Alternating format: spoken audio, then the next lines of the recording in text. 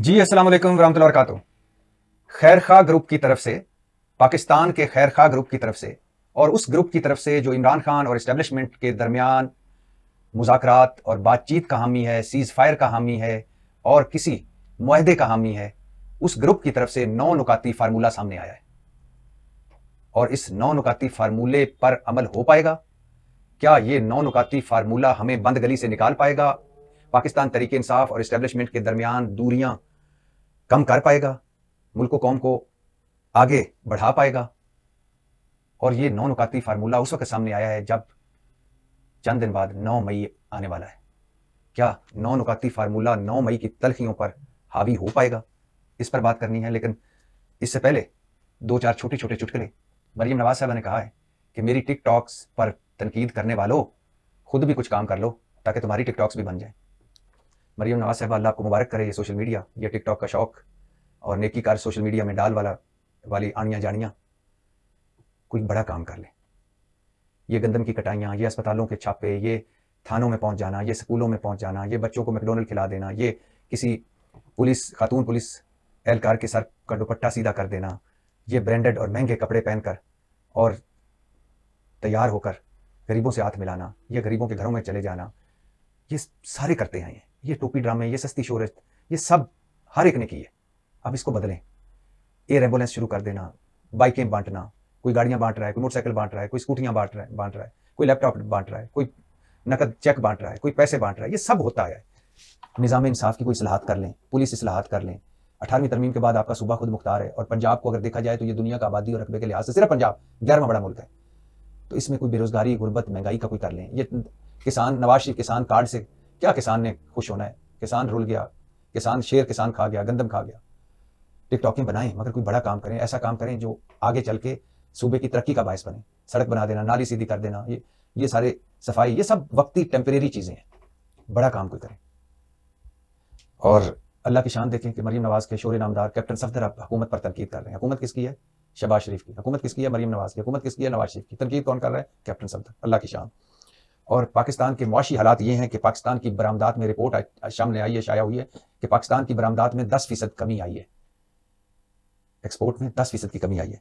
और ऊबर जो टैक्सी है उसने अपना सेटअप पाकिस्तान में बंद कर दिया है। और चीन जो हिमालय से ऊंचा और समंदर से गहरा और शहद से मीठा हमारा दोस्त है, वो अब कह रहा है कि आपकी सिक्योरिटी पर हमें एतबार नहीं, और जो चीनी पावर कंपनियों का 529 अरब का गर्दिशी कर्जा है वो अदा करें। और ऊपर से हुकूमत का यह हाल है कि हुकूमत की टोटल नकद आमदन, टोटल आमदन, सूबों को भी ना दें, तनख्वाहें भी ना दें, पेंशन भी ना दें, दिफा पे भी ना लगाएं, सिर्फ टोटल आमदन इकट्ठी करें तो वो कर्जों की अदायगी के लिए काफी नहीं है।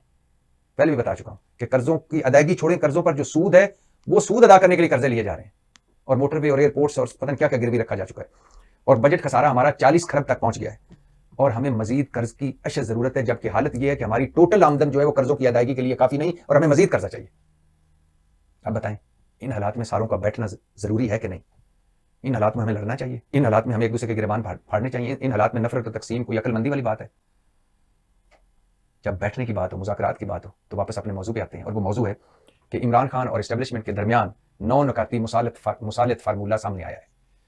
और ये फार्मूला उस खैर खा ग्रुप ने बनाया है जो कोशिश कर रहा है पीछे रहकर कि तरीके इंसाफ और इस्टेब्लिशमेंट में तल्लुकात बेहतर हों, तरीके इंसाफ वापस सियासत में आए और ये मुल्क आगे बढ़े। इस 9 नुकाती फार्मूले पे एक नज़र में डाल लेते हैं। पहला है 9 नुकाती फार्मूला और पहला नुकात है या पहला पॉइंट है कि फौरी तौर पर बदजुबानी और जारहाना मौक़िफ़ रोका जाए। यानी ये जो एक दूसरे को तनकीद या गालियां देना या एक बिलो द बेल्ट वो खत्म करे, फौरी तौर पर रोका जाए और जारहाना मौक़िफ़ रोका जाए, धीमा किया जाए जरा काम।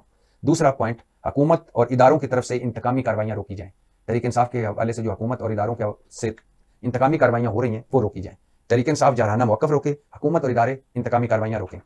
इंतखाबी धांधली का जो मामला है वो अदलिया और ट्रिब्यूनल्स में आज़ादाना उसे सुनने दिया जाए और फैसले करने दिए जाए। पहला पॉइंट क्या है तरीके इंसाफ के लिए कि फौरी तौर पर ये नफरत और तकसीम वाले बयान, जारहाना मौक़िफ़ रोका जाए, इदारे और हुकूमत इंतकामी कार्रवाइयां रोकें। और ये जो मैंडेट चोरी है, इलेक्शन धांधली है, इसके हवाले से अदलिया और इलेक्शन ट्रिब्यूनल्स को आज़ादाना फैसले करने दिए जाए। चौथा पॉइंट है पुलिस और इंतजामिया के जरिए सियासी मुखालफिन को हरासा ना किया जाए, कार्रवाइयां बंद की जाए। पांचवा है हुकूमत को 2 साल तक काम करने दिया जाए। शहबाज हुकूमत, मरियम नवाज हुकूमत और इसी तरह सूबे सिंध की हुकूमत, बलूचिस्तान की हुकूमत, वफाक, सब ये जो हुकूमतें बन गई हैं, इनको 2 साल की मोहलत दी जाए। ये सारा काम धीमा रख के 2 साल की मोहलत दी जाए। इंतखाबी नताइज जो नहीं मानते वो 2 साल ज़रा पुरअमन रहें। और इhtजाज अगर उनका करना है तो खामोश इhtजाज करें, ऐसा इhtजाज जिसमें बाजुओं पर से आप पट्टियाँ बांधी हों, अलामती कहीं धरना दे लें, तकरीर कर लें और प्रेस कॉन्फ्रेंस कर लें, टीवी पे आ जाएं। और ये जो सड़कों पर आना है ये ना आए, बड़े पैमाने पर मुजाहरे ना हो, जलसे जुलूस और रैलियां ऐसी ना हो कि जिससे मुल्क के निज़ाम में खलल पड़े। और 9वां पॉइंट है कि मीडिया को आज़ाद किया जाए, ताकि मीडिया एक मीडिया भी झूठ ना बुलाए, फैलाए, झूठा प्रोपेगेंडा भी ना करे, इल्ज़ामात भी ना हो, लेकिन मीडिया को आज़ादी दी जाए ताकि ये बात आगे और ये हब्स और घुटन कम हो, बात आगे चले।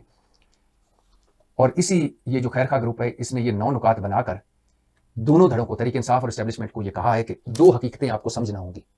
एक, कि कोई ग्रुप या सियासी जमात ताकत के जरिए रियासत पर या एस्टेब्लिशमेंट पर हावी नहीं हो सकती, और ना होना चाहिए, और ना उसका ये एजेंडा होना चाहिए, मंशूर होना चाहिए या मकसद होना चाहिए।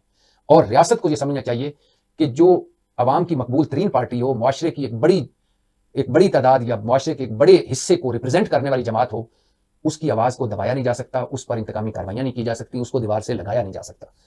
और फिर इस खैर खा ग्रुप ने आखिर में कहा है कि अगर यही तसादम जारी रहा, यही हाल रहा, तो तबाही और बर्बादी हमारा मुकद्दर होगी, और अब हमारे पास वक्त कम बचा है।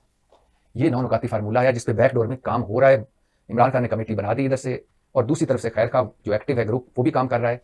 और अब सवाल 3 है, ये 9 नुकाती फार्मूला सामने आ गया, और ज़रूरत भी है इस वक्त मुल्क को कि मफामत की, कि जो इमरान खान पर मुकदमे हैं या तहरीक इंसाफ पर, वो अदालतों में आज़ादाना उन्हें फैसले होने दें। तहरीक इंसाफ मुल्क बंद ना करे, और हुकूमत और हुकूमती इदारे तहरीक इंसाफ को पर जुल्म सितम ना करें, इंतकामी कार्रवाइयाँ ना करें।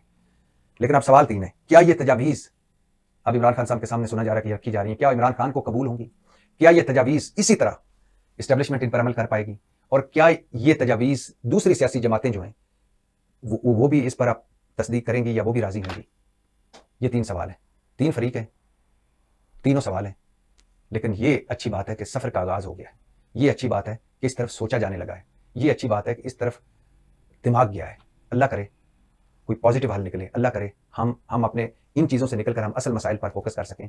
हालत यह है कि भारत चांद से निकलकर सूरज की तरफ रवां दवा है, और हम एक दूसरे को फतह करने में लगे हुए हैं। कल कोई जेलों में था, आज कोई जेलों में है, और आने वाले कल का कोई पता नहीं। आटे की लाइनों में लगे हुए हैं, जो आटा प्रोवाइड करने वाले किसान हैं वो रुल रहे हैं, और जो हुक्मरान हैं वो लायानी, बेमानी और बेमकसद भाषण दे रहे हैं। अल्लाह इस मुल्क पर फजल करे, अवाम पर फजल करे। पाकिस्तान जिंदाबाद।